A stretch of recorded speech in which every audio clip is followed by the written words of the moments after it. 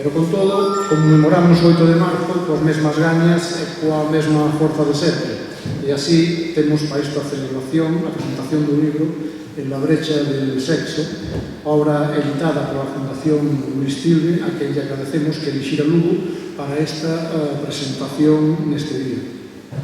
Para a presentación contamos coa presencia da secretaria de Política Económica da Comisión Executiva Federal do PSOE, Emma López, e, por suposto, contamos tamén co autor do libro, Javier Carballo.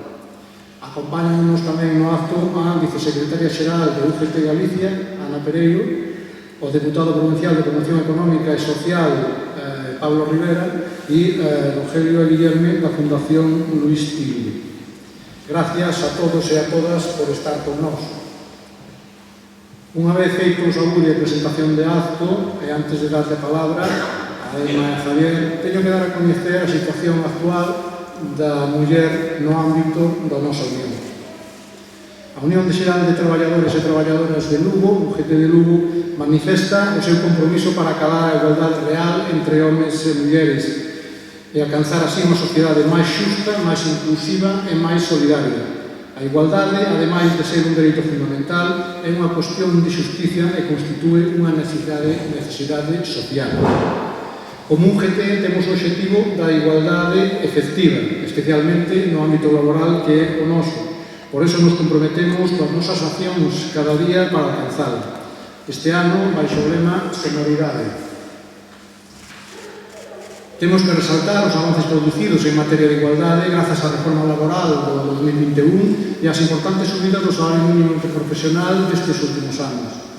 Analizando as principais variables do mercado laboral, afiliación e seguridade social, paro e contratación registrada e pensións, temos unha situación real das mulleres na nosa Unión.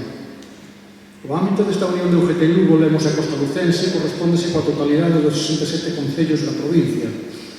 Vemos que hai unha mellora no número de mulleres afiliadas á seguridade social con respecto aos anos anteriores, pasando de 56.952 en 2021 a 59.150 traballadoras afiliadas á Seguridade Social en 2024, fronte a 60.909 homes.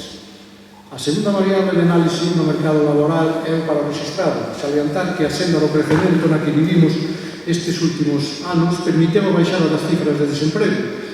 No caso das mulleres, no ano 24, conseguiron diminuir esa cifra nun 7%, fronte a un 5,5% no caso dos homens. Na nosa provincia temos 11.951 persoas desempregadas, das que 6.670 son mulleres e 5.174 homes, é dicir, o 56,6% do total de persoas desempregadas na nosa provincia son mulleres. Segundo o sexo concello analizado, o peso do desemprego feminino amosa fortes diferencias que van desde o 20,8% do concello de Ribeira de Piquín ao 68,9% do concello de Xove. Por último, e analizando os datos de contratación, vemos que na nosa provincia rexistráronse 72.494 contratos no ano 2024, co 49,9% de mulleres. A maioría dos contratos feitos, tanto a homes como a mulleres, foron temporais, pero hai unha mellora considerable na contratación indefinida grazas á reforma laboral. Concretamente, na Unión, a porcentaxe de contratación indefinida nas mulleres pasou do 9,6%, é dicir, un de cada 10 contratos en 2021 ao 33,5%, é dicir, casi 4 de cada 10 en 2024. Con esta situación descrita, vemos un claro avance no 2024, pero o mercado laboral femenino sigue amosando grandes debilidades, con maior número de desempregadas, parcialidade non desexada e maior temporalidade. A igualdade no mundo do traballo aínda está longe. Outro indicador importante da situación da muller fora do eido laboral son as pensións. O ano pasado na nosa provincia houve 48.700 mulleres pensionistas, o que supón o 50,9% do total. A cuantía media da pensión das mulleres durante o ano pasado na nosa provincia ascendeu a 971 euros mensuais, fronte aos 1.223 euros dos homens. Son 252 euros menos ao mes, o que supón a brecha de xénero que neste caso é do 20,6%. Os datos amosan que a brecha existe tamén nas pensións de xeito importante. Esa forte brecha de xénero nas pensións é a clara consecuencia da desigualdade na vida laboral entre homes e mulleres.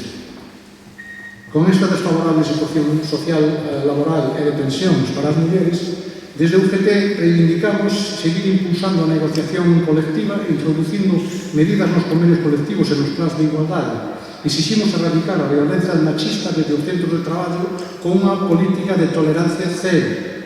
E non olvidemos as 48 mulleres mortas por violencia de xénero en 2024, 5 delas en Galicia. Na loita pola igualdade debemos de participar todas e todos, porque a igualdade é xusticia social. A igualdade é progreso. Máis igualdade supón máis e mellor democracia. En nome da Comisión Executiva da UGT de Lugo e dos organismos que acompoñen a todas esas mulleres loitadoras e comprometidas, o noso máis sinceiro recoñecemento pola vosa labor. E como dicía ao comezo da intervención, para a presentación do libro, contamos, ademais de coautor Javier Carballo, con Emma López, da Comisión Executiva Federal do PSOE, a quen lle reiteramos a benvida a Lugo, e como proba, damoslle a palabra.